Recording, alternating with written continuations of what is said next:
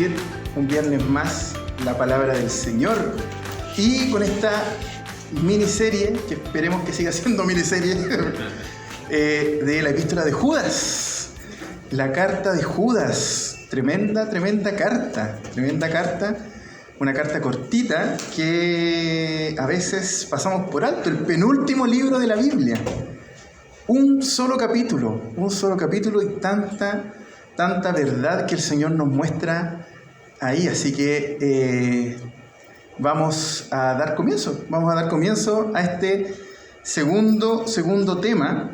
Así que me confirman, yo, al igual que el viernes pasado, les dije que tienen que estar con sus Biblias en la mano. Así que me pueden ir dando un like si están con sus celulares, con sus Biblias. Excelente, gracias Benja, te extrañaba. Ya, entonces los versículos que vamos a examinar hoy día, que vamos a revisar hoy, es el versículo 3 y el versículo 4. Versículo 3 y 4. Pero antes de comenzar, siempre es bueno, antes de comenzar, revisemos un poco qué fue lo que vimos el viernes pasado. Y fueron 3 puntos principalmente. Usamos el versículo 1 y el versículo 2 para tener una pequeña introducción y sumergirnos, ¿no es cierto?, o empezar a sumergirnos en lo que es la carta de Judas, la epístola de Judas. Y hablamos acerca del autor, hablamos acerca de la audiencia que iba a recibir esta carta, pero también hablamos acerca del mensaje. Hablamos un poquito acerca del mensaje. ¿Y de qué Judas estábamos hablando? ¿Alguien se acuerda de qué Judas estábamos hablando? Por allá la Bea está haciendo... Yo veo detrás de esa mascarilla. ¡Cuánta santidad! Pues, exacto. El Señor me ha permitido ver detrás de las mascarillas. ¿De qué Judas estamos hablando? ¿Será Judas el apóstol? ¿El que traicionó a Jesús? ¿Quién dijo sí?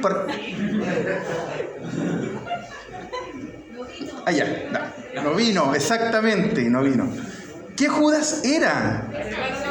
¿El hermano o el medio hermano? El medio hermano. Los comentaristas bíblicos hablan de medio hermano, ¿no es cierto?, porque solamente tenían en común a María como madre. Entonces, Judas, el autor, es el medio hermano de Jesús y que en el versículo 1 también se identifica como hermano, ahora sí, hermano de Jacobo, que también lo conocemos como Santiago.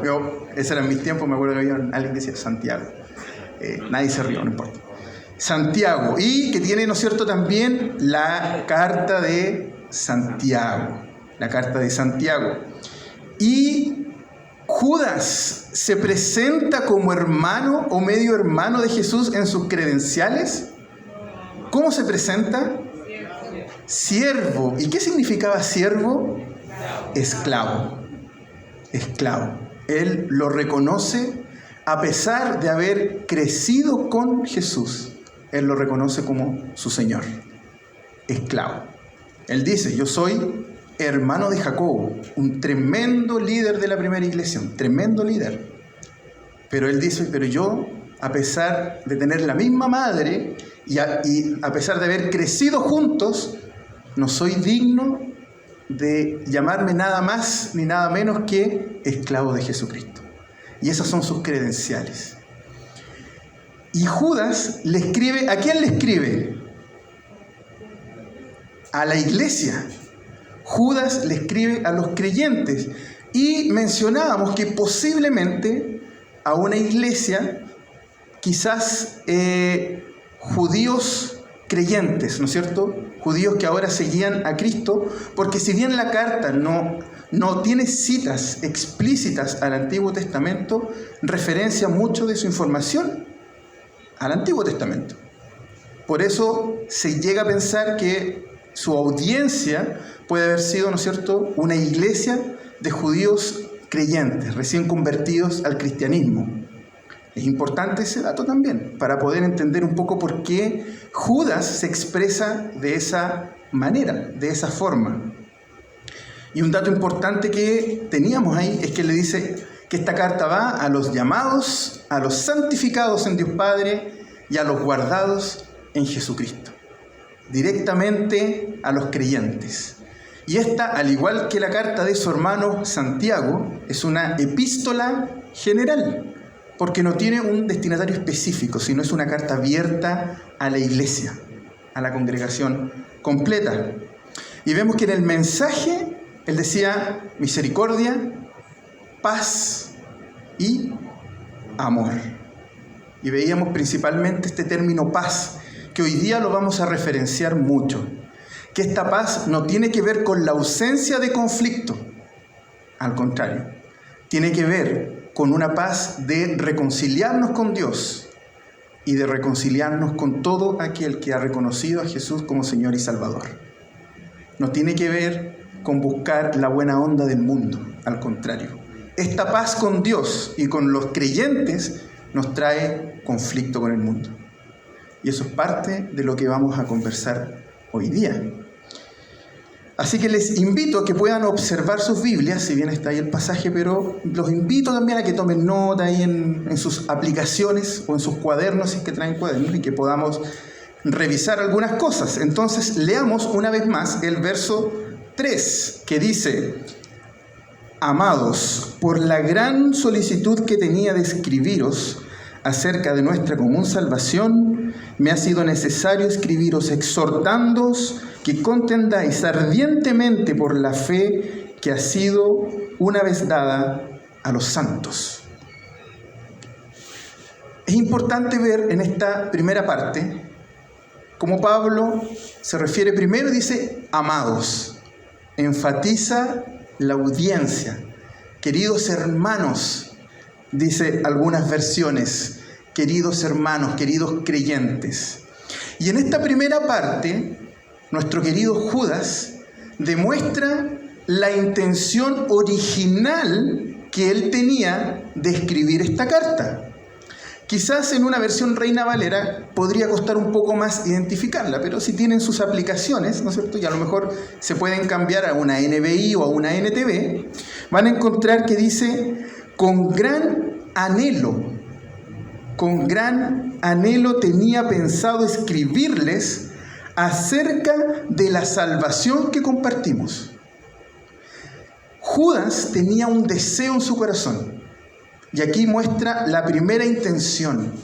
El gran anhelo que tenía era de escribirles a todos aquellos con los que él compartía la salvación. Todos los creyentes que hemos reconocido a Jesucristo como el Salvador de nuestras vidas compartimos la salvación. La salvación que ha sido entregada por los méritos de Cristo. Y Él les quiere escribir. Y dicen: ¿saben qué, chiquillos? Fíjense el verbo, tenía el gran anhelo, había pensado en escribirles acerca de esto. Pero ¿saben qué? A Judas entendió que la necesidad de la iglesia en ese minuto era otra distinta. Pero a él le interesa dejar registro de cuál era su intención para que nosotros podamos entender por qué la urgencia y la prioridad que él tenía de escribir sobre el tema del cual vamos a profundizar ahora. Y así es como llegamos, versículo 3, siguiente parte, la parte B. Me ha sido necesario escribiros exhortándoos.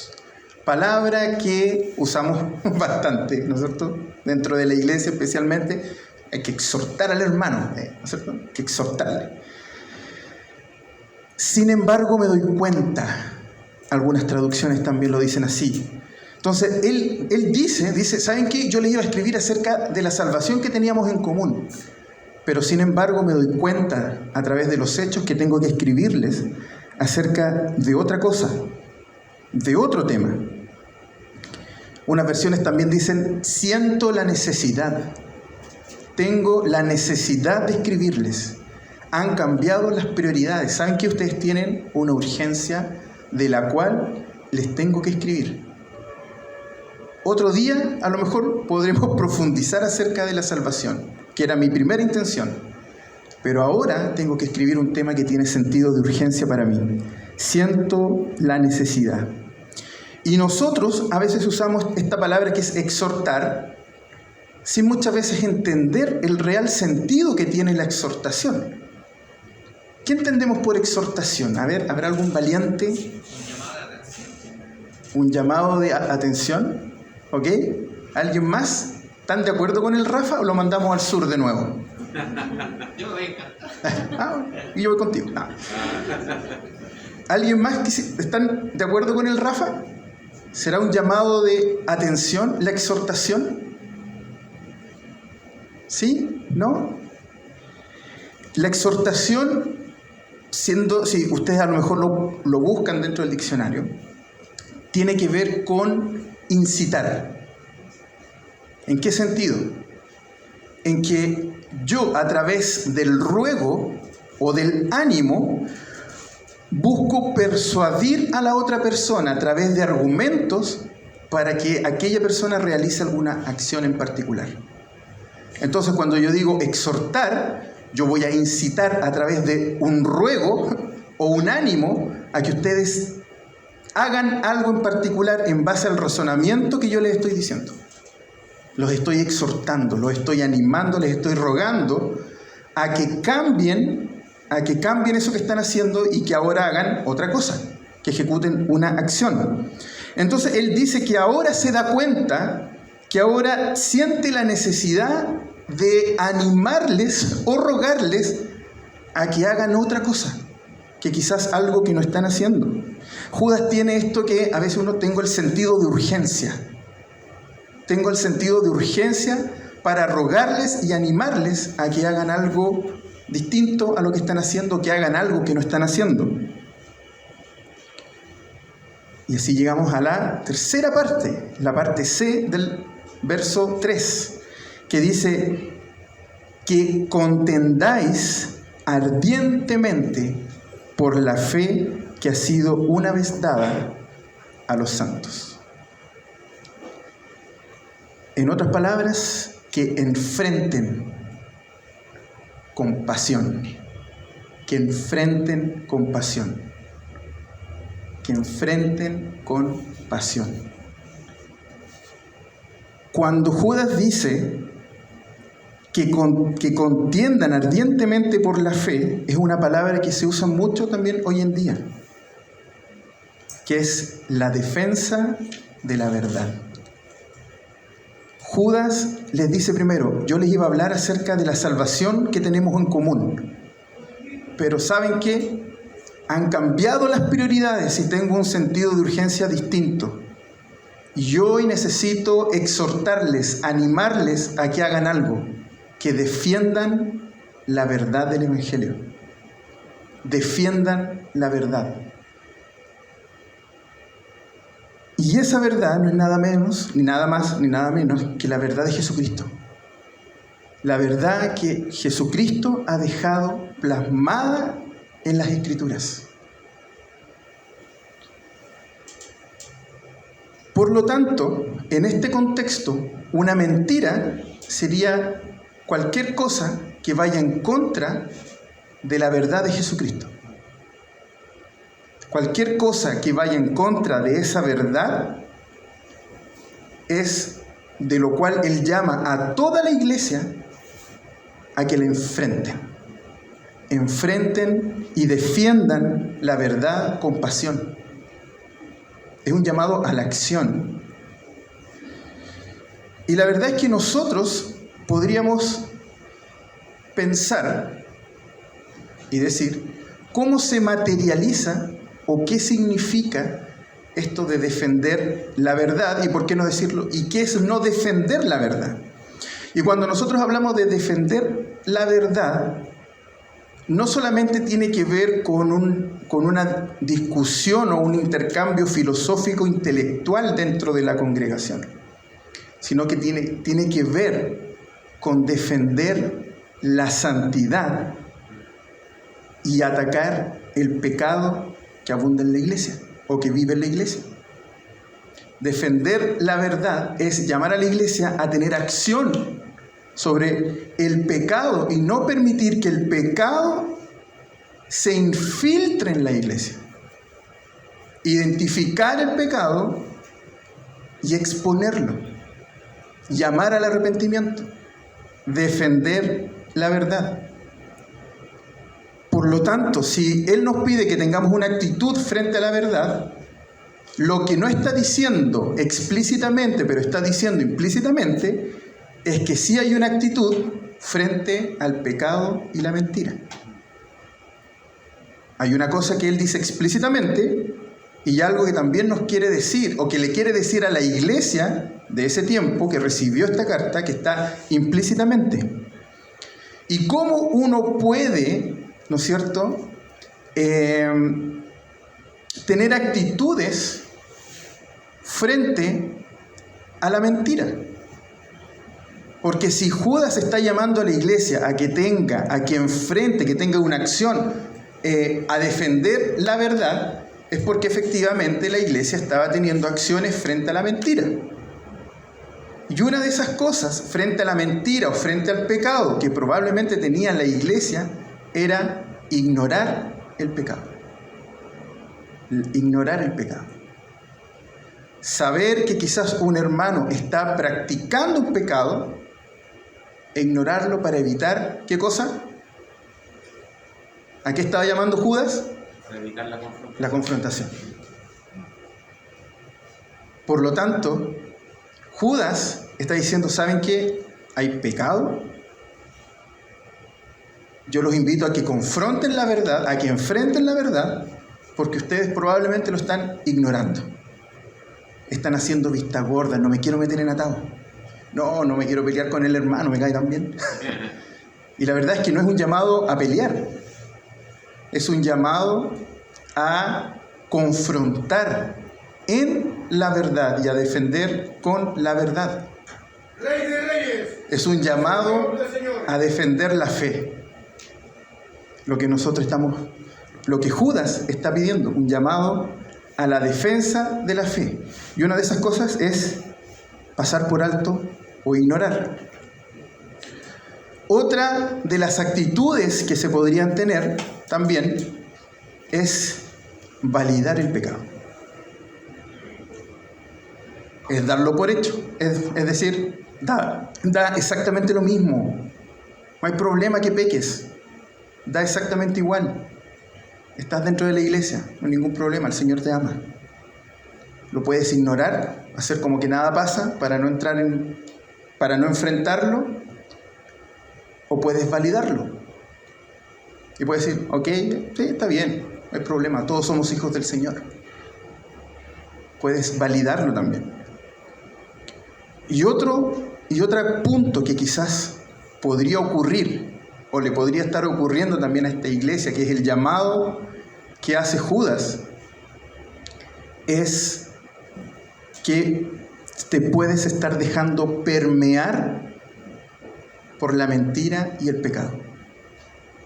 Estás dejando que efectivamente la verdad no viva en tu vida, sino que el pecado y la mentira sean parte de tu día a día.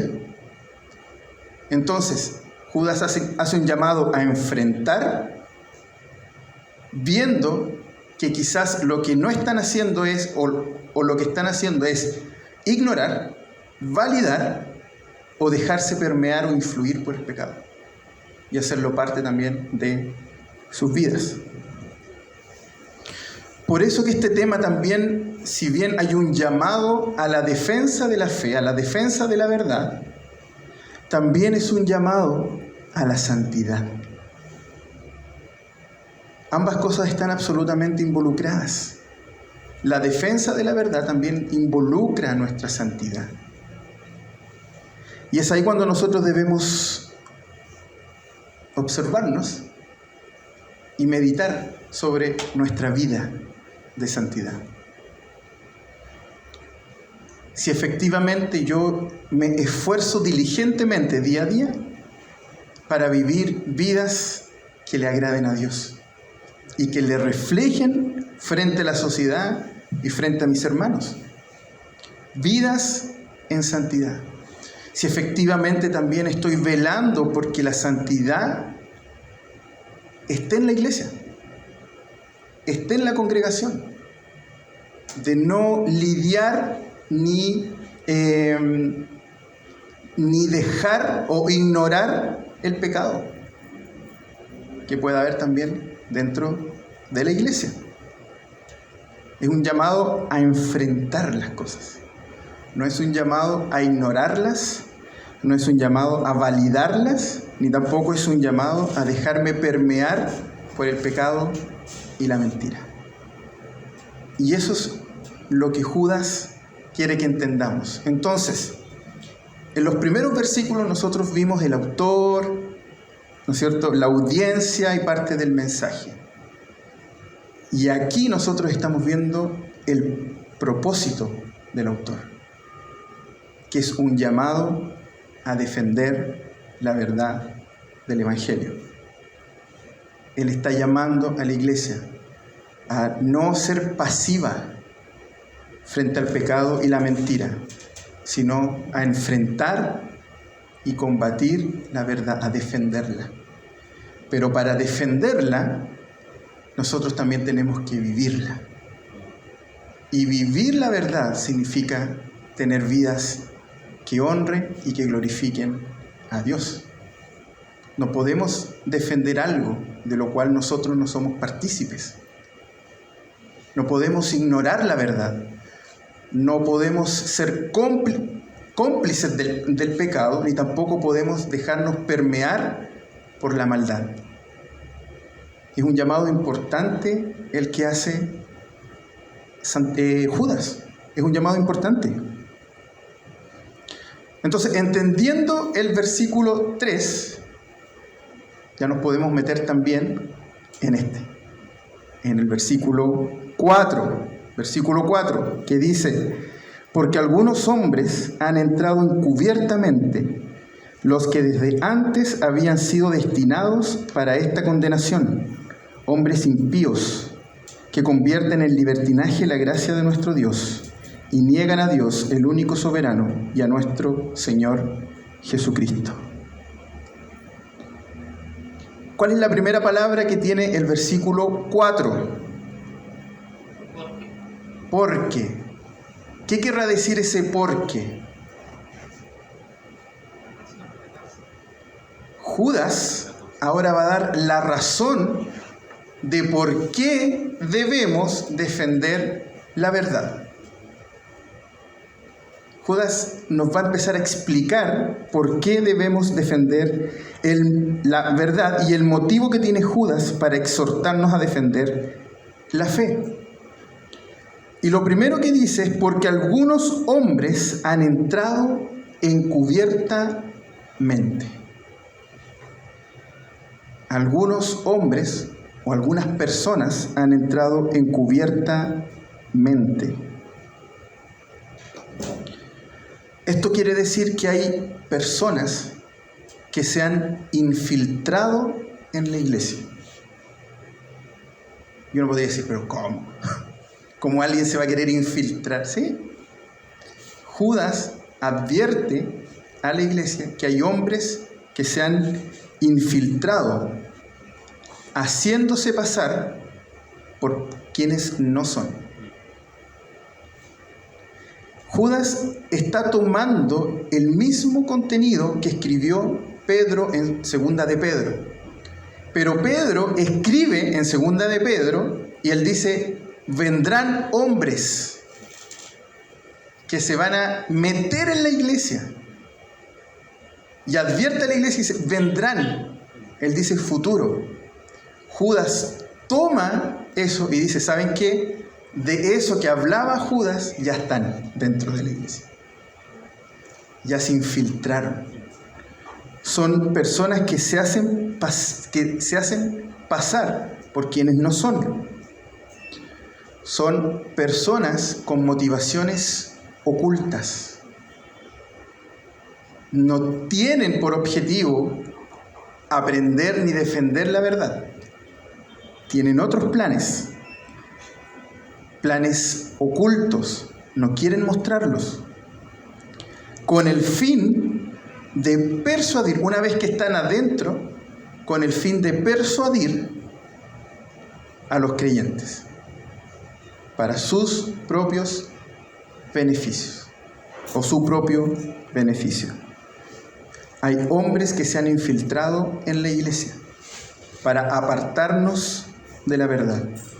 Y lo que Judas nos pide es que no los ignoremos, que no los validemos y que no nos permeemos por ellos. Es un llamado. Entonces, el motivo de la carta completa, de esta epístola general, tiene que ver con los falsos maestros. Ese es el tema transversal a toda la carta. Una advertencia. Judas es un ánimo a defender la fe y una advertencia a la iglesia de aquellos que se infiltran para desviarnos de la verdad. Él está alertando a la iglesia, no de algo que va a ocurrir, porque eso lo hizo Pedro en 2 de Pedro. Esto va a ocurrir. Judas dice, esto ya está ocurriendo. Esto ya está pasando. La parte B del verso 4 dice, los que desde antes habían sido destinados para esta condenación. Y aquí ya el tema se pone un poco más complejo, mucho más complejo. Porque Judas se está refiriendo a los apóstatas. Esa es la palabra exacta a los que Judas hace referencia, a la apostasía, a los apóstatas de la fe.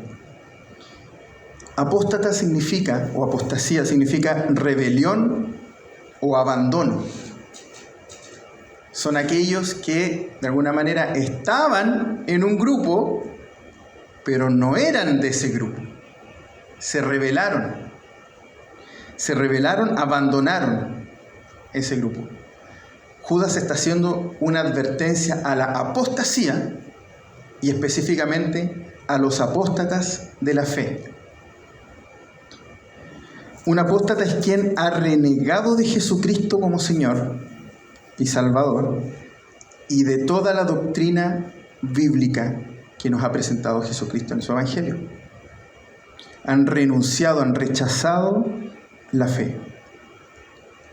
Y a veces uno suele pensar que si hay algún hermano en la congregación que a lo mejor está pasando por un momento complejo en su relación con Dios, uno puede decir, oye, ¿será un apóstata porque su relación con Dios no está bien? No, este es un tema muy difícil para la iglesia. Es muy difícil porque cuesta mucho identificar a estas personas. Cuesta mucho identificar a aquellos que están dentro de la iglesia y que tienen otras intenciones para estar dentro de la iglesia.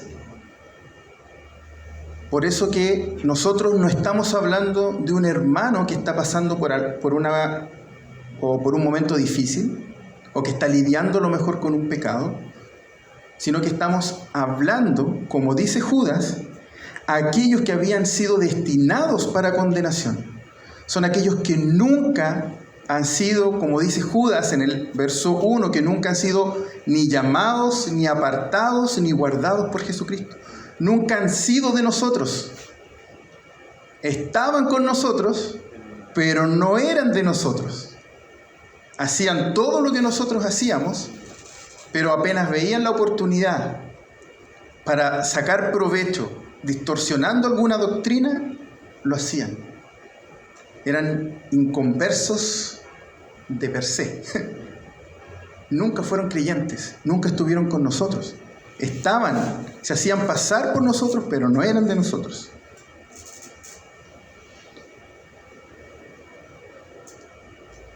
El verso 4, parte B, dice, los que desde antes habían sido destinados para esta condenación, ¿no es cierto?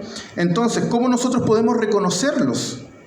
¿Cómo podemos reconocer quiénes son apóstatas? Finalmente, ¿cómo lo podemos reconocer? Dice uno, aquí tengo algunas notas, dice que se alejan de las doctrinas claves y las verdades de la Biblia. Es importante, porque tampoco vamos a andar con un detector de apóstatas, porque es una vida de rechazo al Evangelio, pero que no buscan exponerlo, sino que obviamente en las conversaciones, en la intimidad, uno puede identificar efectivamente con quién estamos hablando. Se alejan de las doctrinas claves y las verdades de la Biblia, pero con el fin de caer en enseñanzas heréticas, en herejías. Tampoco son confusiones doctrinales, sino son personas que efectivamente dicen cosas que la Biblia no dice y las ponen por verdad.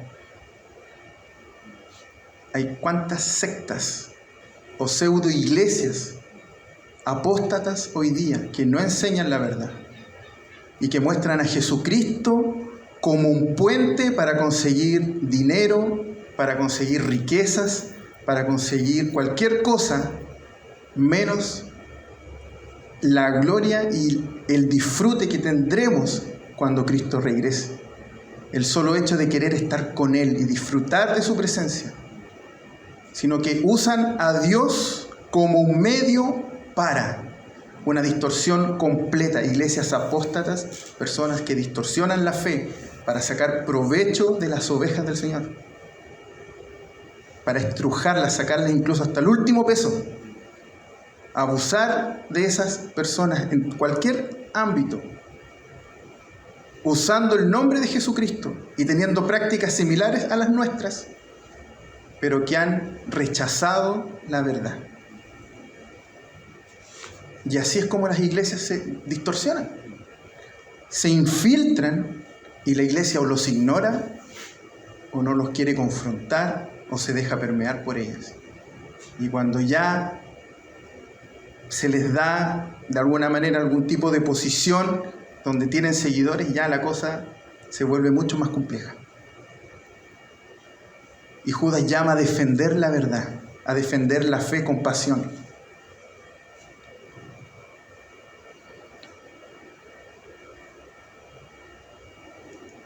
Segundo punto, dice que estas personas, estos apóstatas, tienen una renuncia completa también a la fe cristiana, mostrando un abandono completo de Cristo. Cristo ya no es lo importante, Cristo ya no es la meta, Cristo es un puente para personas que han distorsionado la fe, el Evangelio.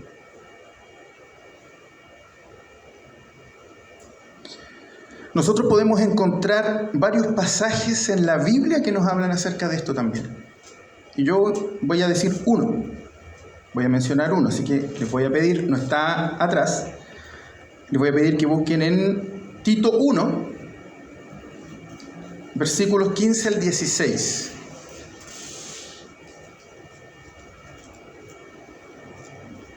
Tito 1, versículos 15 al 16, y me van dando un like. Excelente, muchas gracias. Por aquí también, gracias. Excelente, excelente, excelente, excelente. Ya. Leamos, Tito 1, versículos 15 al 16. Dice: todas las cosas son puras para los puros, mas para los corrompidos e incrédulos nada les es puro, pues hasta su mente y su conciencia están corrompidas. Profesan, ¿no es cierto?, con sus labios, con sus bocas, profesan conocer a Dios, pero con los hechos lo niegan, siendo abominables y rebeldes, reprobados en cuanto a toda buena obra. Dicen hacer una cosa, sus vidas dicen que hacen, que es otra. Falsos maestros que se infiltran en la iglesia, a los cuales Judas quiere advertir. Verso 4, parte C, dice: hombres impíos que convierten en libertinaje la gracia de nuestro Dios y niegan a Dios, el único soberano, y a nuestro Señor Jesucristo. La marca de un creyente es la piedad. es la piedad, el sentir misericordia por el prójimo, venga de donde venga, sea de donde sea. Es tener amor por lo que Dios tiene amor. Y estas personas son impíos. Y Judas, durante todo lo que queda de la carta, también va a empezar a dar características de aquellos hombres que se meten en la iglesia. Y él dice, el primer punto dice, son impíos. Son personas que no honran a Dios. Son personas que no sienten piedad. Se visten de piedad, pero no son piadosos. No aman el Evangelio, no aman al prójimo y no aman a Dios. Aman sus propios intereses y sus propios beneficios. Hombres impíos que convierten en libertinaje la gracia de nuestro Dios.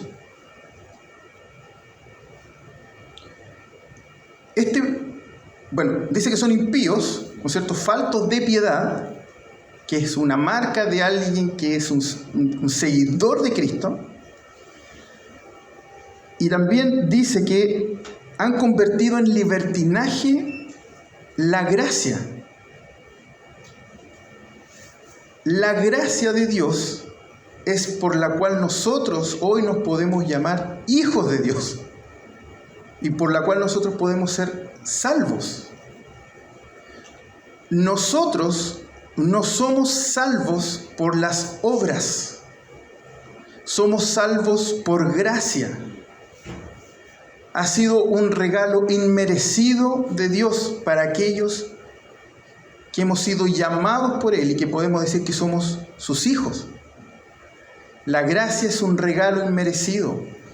Las obras son una respuesta a la gracia. Las obras son evidencia de aquellos que siguen al Señor. No son el medio para conseguir la salvación. Por lo tanto, no hay nada que nosotros podamos hacer para ganarnos la salvación, porque Cristo ya la ganó.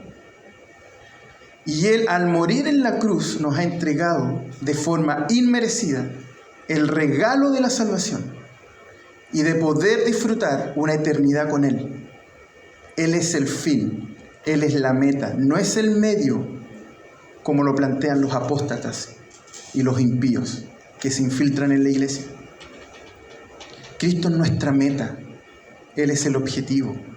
Y la enseñanza que ellos estaban permeando en la iglesia es que como esto es por gracia y como la salvación es por gracia, puedes seguir viviendo una vida inmoral. Cristo ya te salvó. Cristo ya te hizo salvo. Por lo tanto, puedes seguir conviviendo con tu pareja sin estar casado. Eso enseñaban. Y no es así. Puedes seguir mintiendo. Cristo ya te salvó. Puedes seguir malversando fondos en tu empresa. Cristo ya te salvó, no hay ningún problema. Saca provecho de eso. No es eso lo que enseña el Evangelio. El Evangelio nos enseña que las obras son en respuesta a la salvación bendita que el Señor nos ha dado. Por lo tanto, todo lo que nosotros hacemos refleja nuestra relación con Dios. Y estos hombres abusaban de esa gracia que nos ha dado el Señor. Porque nosotros ya no somos esclavos de las obras ni de la ley. Nosotros no somos salvos por cumplir cosas, porque nadie puede cumplir la ley, solo Cristo pudo cumplirla. Nosotros somos salvos por gracia, pero eso no significa que nosotros podamos vivir vidas alejadas de lo que el Señor nos pide. Y esa era la enseñanza que estaba permeando, que podían llevar vidas licenciosas, siendo aún o gozando aún de la gracia salvadora. Por eso que Él les menciona, yo les quería hablar de la común salvación, pero tengo que tocar este tema que es importante, que se está metiendo una enseñanza en la iglesia que dice que puedo llevar una vida libertina diciendo y profesando con mi boca que soy hijo de Dios. Y no es así. Y tampoco quiero decir que nosotros no vayamos a pecar y que nos presentemos como santurrones, porque no somos santurrones, sería hipocresía. Todos luchamos con algún pecado. Todos tenemos que lidiar con alguna tentación. Y todos tenemos que ir a Cristo todos los días a pedir perdón por nuestros pecados. Todos somos ovejas acá. Pero una cosa distinta es que mi pecado a mí me cause dolor porque ofendo a Dios y que yo viva una vida diligente y esforzada para batallar con esa tentación. Son cosas distintas. Estas personas, su pecado no les duele. Y mientras más puedan persuadir a otras personas de que viven esas vidas, mejor. Y mientras puedan sacar provecho de vivir esas vidas, mejor. Y hay gracia. Estamos en gracia. Vivamos inmoralmente. Da exactamente lo mismo. No es así. No es así. La respuesta a la gracia y a la salvación son vidas piadosas. Son vidas que reflejen la santidad de Dios. Y eso es en todo contexto, en todo ámbito. Personas que reconociendo que son débiles, tenemos un Dios que nos ayuda y que nos acompaña todos los días hasta el fin del mundo. Pero el llamado es a que cuando nosotros veamos eso en la iglesia, podamos enfrentar y defender esa verdad. Que si yo veo a alguien que está viviendo una vida apartada del Evangelio, poder decirle con amor: hermano, arrepiéntete. Vuelve a los caminos del Señor. Hermano, te apoyo, vamos, pero deja esa vida que no agrada a Dios, que no le honra, que no le refleja, ni en la iglesia ni en la sociedad. Es distinto. A estos impíos les da lo mismo su pecado. No les interesa. Aparentan ser, levantan manos, cantan, pero tienen otras motivaciones. Y querían infiltrarse en la iglesia para poder vivir vidas así y sacar provecho de eso. Y Judas lo dice. En la segunda parte del verso 4 dice: desde antes habían sido destinados para esta condenación. Nunca fueron de nosotros. Nunca fueron de nosotros.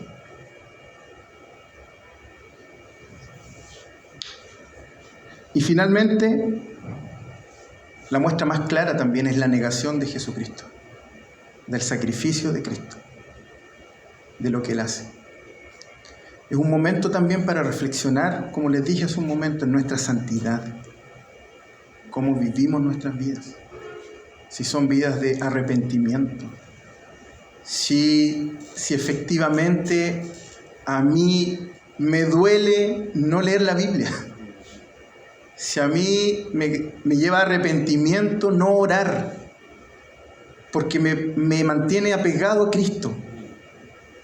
Si efectivamente yo quiero llevar una vida que sea ejemplo, pero no para que me vean a mí, sino para que vean a Cristo, para que la gente pueda decir: ahí está el Señor. Pero nosotros también debemos defender la verdad, preocuparnos de nuestra santidad y cuidar la iglesia. Debemos cuidar la iglesia. No podemos actuar pasivamente.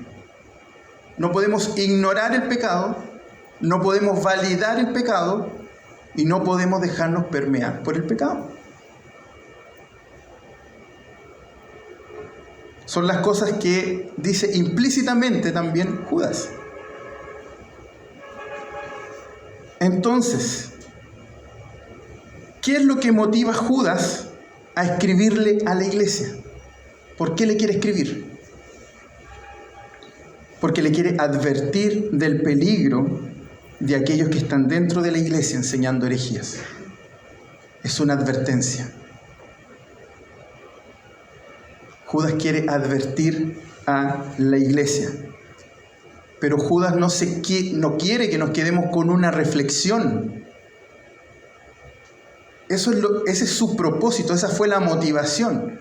Pero lo que él busca es que a través de sus palabras podamos reflexionar en la verdad y la santidad. Él quiere que la iglesia no tenga una actitud pasiva frente al pecado, que le duela pecar, que confronte el pecado y que cuide la santidad, que cuide, que defienda la verdad del Evangelio. Entonces, él quiere advertir para que la iglesia defienda la verdad y viva en santidad.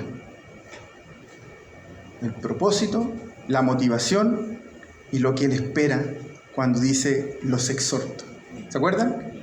Los incito, les ruego, les animo a que puedan vivir, a que defiendan la verdad de Jesucristo y a que puedan vivir vidas en santidad. ¿Y qué es lo que podríamos esperar hoy para la iglesia? Para nosotros. Que nosotros estemos conscientes también qué significa en términos concretos vivir en santidad. Y eso no lo vamos a hacer si nos apartamos de la Biblia. Si nos apartamos de las Escrituras, ahí está como el deseo de Dios de cómo Él quiere que nosotros vivamos. Está ahí. Por eso es importante llevar una vida devocional, de conocer y de tener una relación con Dios, de que cuidemos nuestra santidad. Chiquillos, todos lidiamos con cosas, todos, pero el Señor también ha dejado una iglesia, ha dejado hermanos, ha dejado líderes, ha dejado pastores, para que a los cuales ustedes puedan acceder y puedan también lidiar y puedan llevar vidas que se esfuercen en vivir en santidad. Pero el pecado no se puede ignorar, no se puede validar y tampoco nos podemos dejar permear por él. Porque Dios es santo. Dios es santo y quiere un pueblo santo. ¿Y qué espera que nosotros hagamos el Señor? Uno, que aprendamos las verdades de Dios.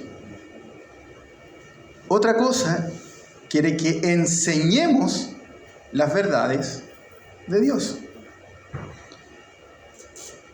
También Él quiere que nosotros vivamos en santidad y que cuidemos la santidad de la iglesia. Ese es el deseo de Dios para nuestras vidas.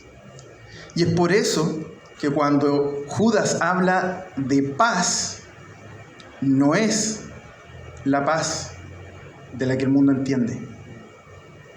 Porque hay muchas de estas cosas, de estos pecados que se meten en la iglesia, que el mundo las valida. Por eso que esta paz no tiene que ver con la falta de confrontación, sino tiene que ver con una reconciliación con Dios y con los hermanos.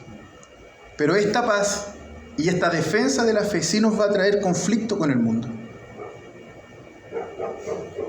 Sí, nos va a traer conflicto. Porque el Señor ha diseñado una manera en la cual Él quiere que nosotros vivamos y le agrademos. Pero el mundo tiene otra postura y ahí hay un contraste, hay un choque. Por eso que nosotros debemos aprender acerca de la verdad, enseñar la verdad, defender la verdad, pero vivir también vidas en santidad y cuidar la santidad de la iglesia. Entonces, cuando nos veamos enfrentados quizás al pecado, en los distintos matices que puede ser, si ustedes ven a algún hermano, saben de algún hermano, acompáñenlo y llévenlo a arrepentimiento. Llévenlo a arrepentimiento, acompáñenlo en ese camino. Si me veo enfrentado con un pecado del cual me ha costado salir, mi deber también es pedir ayuda, acercarme más a Dios, arrepentirme ante el Señor, pero buscar ayuda en la iglesia que el Señor ha dejado. De esa forma nosotros también cuidamos la santidad en la iglesia, cuidamos nuestra iglesia. Y cuando nosotros nos permeamos de Dios y de su verdad, también el Señor nos va a capacitar para poder defender esa verdad. Pero no de forma pasiva. No podemos hacerlo de forma pasiva.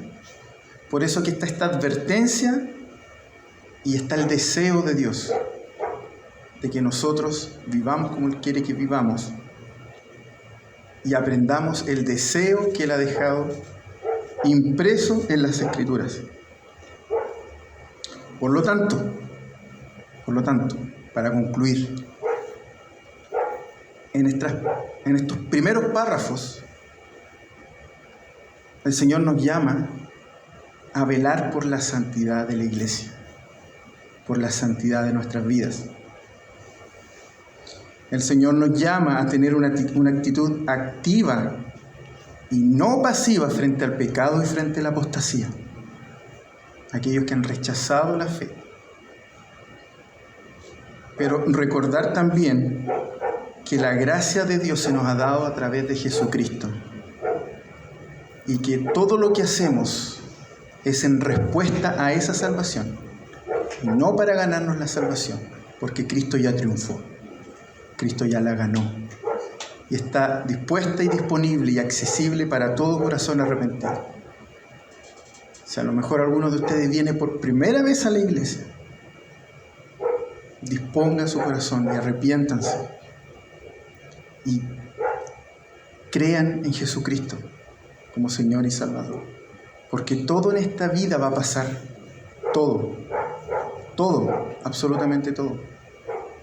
Pero la salvación que Jesucristo ofrece de librarnos de un infierno eterno está dispuesto y disponible hoy día también para todos aquellos que le confiesen como Señor y Salvador. Oremos. Señor, te damos gracias por este tiempo que tú nos has dado de poder estudiar tu palabra, de poder reflexionar en ella. Señor, te pedimos perdón por nuestras faltas, te pedimos perdón por nuestros pecados y te pedimos, Señor, también que tú nos ayudes a poder vivir vidas que te agraden, vidas piadosas, Señor, que te reflejen. ¿Cómo vamos a poder, Señor, vivir como tú quieres si no tenemos una relación contigo? Ayúdanos, Señor, a ser diligentes con nuestras lecturas bíblicas, buscando tu sabio consejo cada día. Ayúdanos, Señor, a poder tener vidas de oración, a poder expresarte, Señor, todo lo que está en nuestros corazones. Ayúdanos, Señor, a tener comunión con nuestros hermanos, a poder confesar nuestros pecados, buscando, Señor, el consejo que tú puedas tener, Señor, dentro de la congregación. Señor, te damos gracias. Ayúdanos, capacítanos, Señor, también para no ignorar el pecado, para no validar el pecado y para no, Señor, permearnos por el pecado.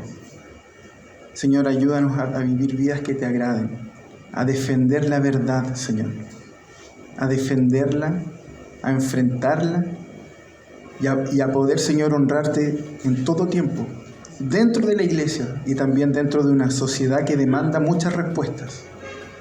Te damos gracias, Padre Celestial. En el nombre de Jesús.